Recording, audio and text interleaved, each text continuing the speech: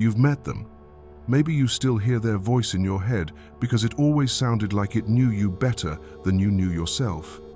They notice the micro-flinch in your face when a certain topic comes up. They catch the hesitation before you lie. They finish your sentences with eerie accuracy, not to connect, but to show you they can. Around them, you feel exposed in a way that's almost intimate, like someone turned on a light inside your chest and started taking inventory. At first, it feels like relief. Finally, someone who understands, someone who reads the room, who senses the shift in your mood, who can name the wound you've been hiding under jokes and competence. They say the exact words that make you unclench. They mirror your values. They speak softly, like a therapist. They make you believe your soul has been recognized. Then you disappoint them, not dramatically, not even intentionally. You ask for something small, clarity, consistency, basic respect, or you say no. Or you stop performing the version of yourself that's easiest to manage. And that's when the temperature drops. Not the narcissist's kind of explosion, no theatrics, no rage spiral. The narcissist is loud. You can see the vanity, the hunger, the need to dominate. You can point at the behavior and name it. But the cold empath doesn't attack. They withdraw. Their warmth turns off like a switch. They go silent with perfect timing. They make you feel like you suddenly became unworthy of human contact. And the most unsettling part is how clean it is. No messy insults, no obvious cruelty, just absence. A precise freeze-out that leaves you scrambling to fix a crime you can't even describe. When you confront them, they look calm, reasonable, even hurt. They say, "I'm just protecting my peace," while you're the one shaking. They make distance feel like morality. They make your pain look like a lack of emotional maturity. This is the paradox. The narcissist harms you because they can't see you. The cold empath harms you because they can, and they choose the moment they stop caring.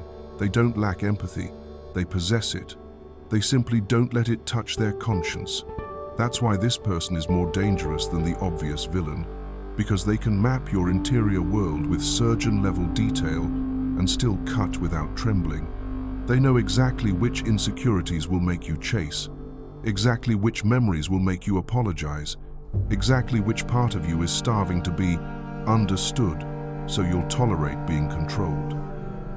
You'll recognize it by the aftertaste, confusion, self-doubt, the urge to prove your goodness.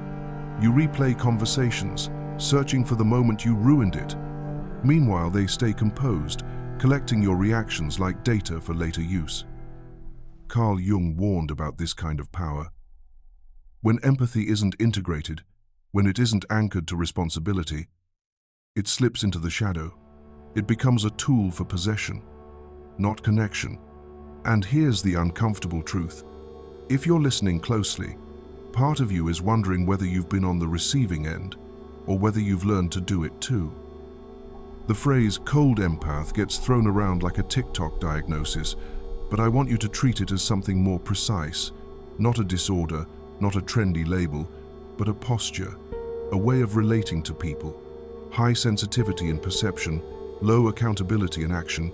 They read you well, but they don't carry the weight of what they read.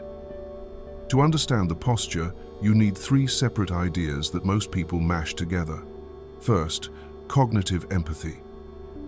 This is the ability to map another person's inner world. You can track their motives, predict their reactions, notice the subtle cues.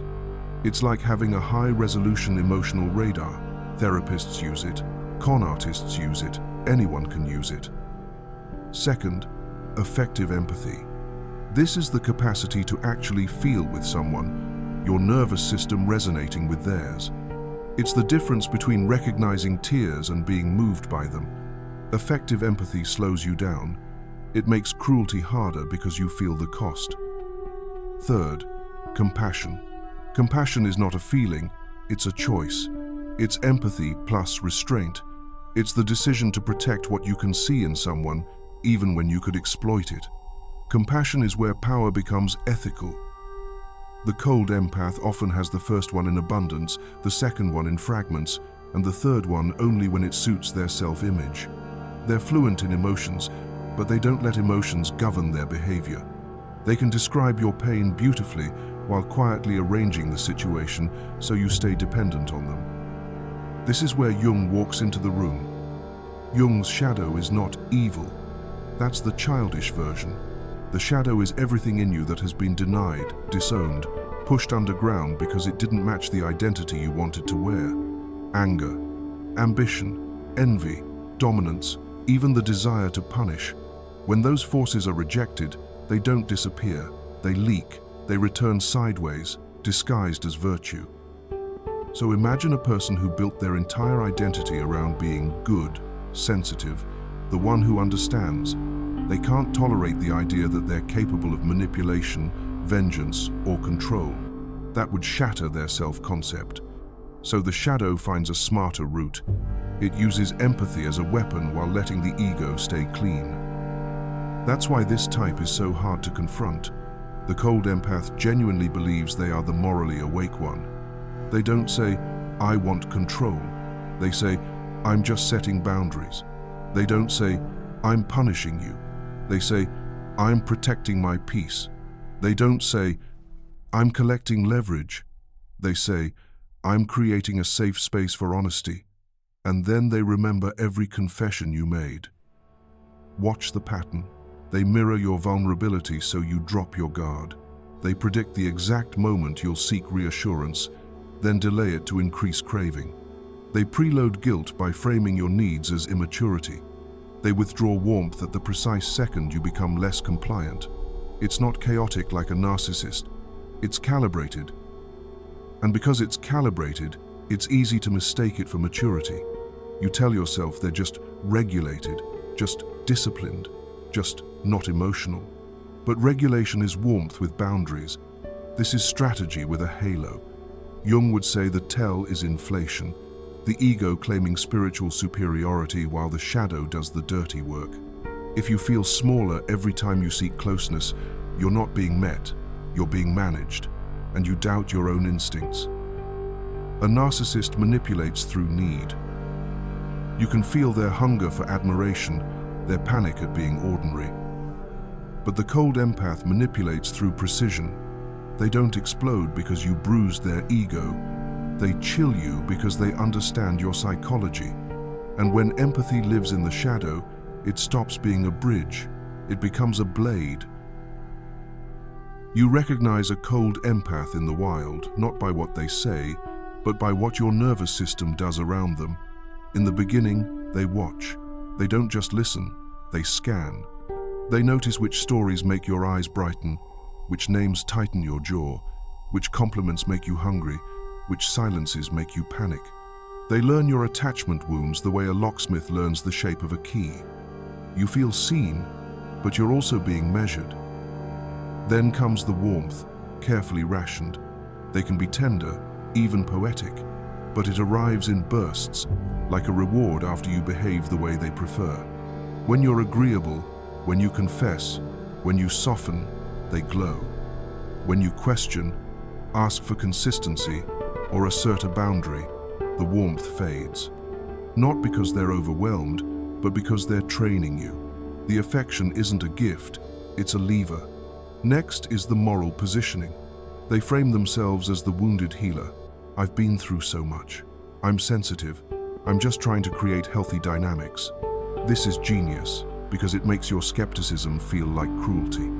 You start editing your own perceptions so you don't look like the villain attacking someone, empathetic. They don't have to defend themselves. Their identity does it for them. Then comes the confessional bait. They invite your vulnerability with a softness that feels sacred. They share just enough of their own pain to earn your trust, then ask questions that go straight under your skin. What scares you? What shame do you carry?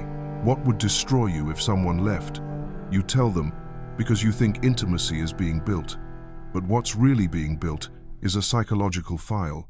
Later, when you resist, they reference your wounds with clinical accuracy, not to protect you, but to steer you back into obedience and remind you what you confessed.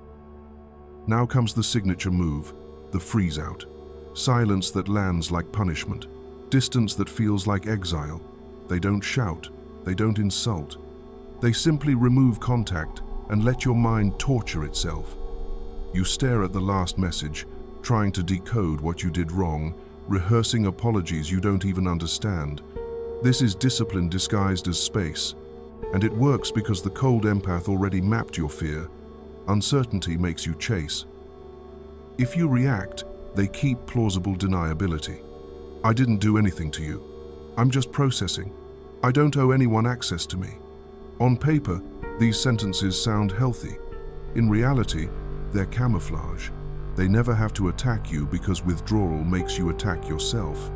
You become the one overreacting, needy, unstable, while they look calm and emotionally evolved. And if you finally confront them, watch the reversal.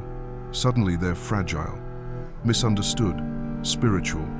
They speak about boundaries, triggers, and self-care as if they're reciting scripture. They might even cry, not from remorse, but from self-protection. Your complaint becomes evidence that you're unsafe. The conversation flips. You're now defending yourself for bringing up harm. Accountability evaporates in a fog of moral language. This is why cold empaths are so dangerous. Narcissists want admiration. They're hungry, obvious, messy. You can predict their moves because they're driven by need. Cold empaths want control plus innocence. They want to shape you while still being seen as the good one. And the final horror is this. When you try to explain what happened, you can't point to a single crime scene. There's no clear insult, no smoking gun, only the aftermath in your body. Anxiety, confusion, self-doubt, and the feeling that you're walking on eggshells inside your own mind. Once you see the pattern, you stop arguing with the surface and start watching the strategy. You notice how your mistakes always lead to their advantage. You notice how their compassion has conditions. You notice how your nervous system becomes a laboratory and you're the experiment. That's the trap. They can look like the healthiest person in the room while quietly making you feel unwell. Then call your reaction proof that you are the problem. And they do it so cleanly that you start doubting the very instincts that were trying to save you. That's how they win, hands clean, while your mind turns against itself. Here's the hard truth you don't want to hear. You don't win against a cold empath by exposing them. You won't out-argue them. You won't corner them into admitting anything. Their entire skill is staying clean while you look emotional. If you try to fight on the level of words, they will turn your clarity into aggression and your boundaries into toxicity. That's the game. You win by removing access. A cold empath feeds on psychological leverage, your explanations, your confessions, your need to be understood. So the antidote isn't drama. It's subtraction. Quiet boundaries, less information, less intimacy, less negotiation. It feels unfair because you want closure, and they know that. They know you want the final conversation where they finally get it. But that conversation is the leash. The need for their recognition is exactly what keeps you controllable. Jung would call the real cure individuation, becoming a whole person instead of a person shaped around someone else's psychology. And here's why that matters. Cold empaths often hypnotize you because they seem emotionally wise. They speak your language, they reflect your depth, they feel like a mirror. But if your own shadow is unintegrated, if you disown your anger, your selfishness, your capacity to say enough, you will keep outsourcing power to anyone who sounds like they understand you. So do this in 3 moves. First, name the hook. What emotional need are they exploiting? Is it your hunger for approval, your fear of abandonment, your craving to be seen as good? The moment you name it, the spell weakens. If you don't know what they're feeding, you'll keep offering it. Second, cut the reward loop. Stop confessing. Stop over-explaining. Stop writing essays to prove you're not the villain. Stop negotiating your dignity like it's a coupon. Give short answers. Choose silence over justification. Cold empaths can't use what you don't hand them. Third, return to your center. Rebuild inner authority, not in your head, your body. Notice what you feel after contact with them. Tight chest, racing mind, self-doubt. That's data. Learn to trust it. Spend time alone on purpose. Solitude isn't loneliness here. It's deprogramming. It's where your nervous system remembers what calm feels like without someone managing it. And now the cinematic fork in the road.